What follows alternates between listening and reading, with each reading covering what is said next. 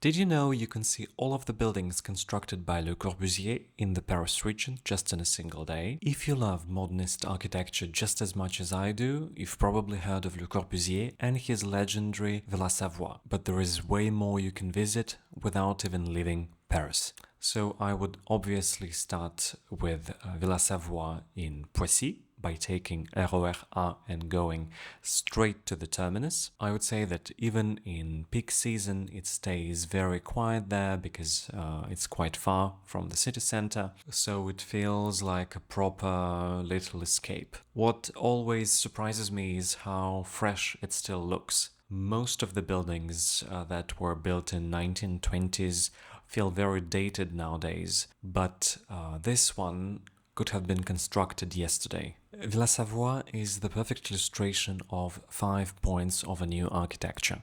Stilts lifting the house off the ground, a free facade, open floor plan, ribbon windows, and that rooftop garden. Next, I would head to Maison La Roche in the 16th.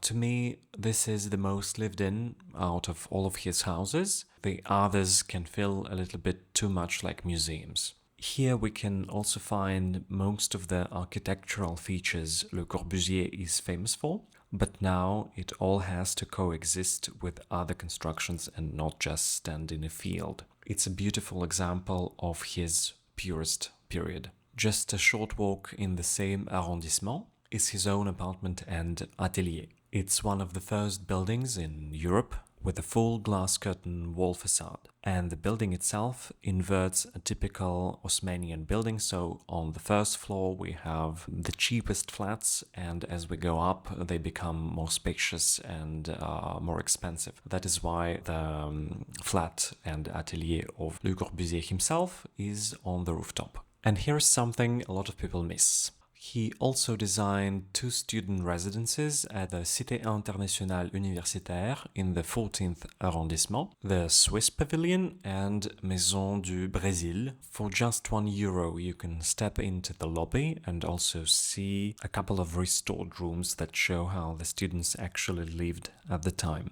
I especially love the Maison du Brésil. Those stained glass panels already hint at the bold color play he would explore in his later work. Sure, there are a few more buildings scattered in Paris that were built by Le Corbusier, but in my opinion these are the most accessible and the most rewarding.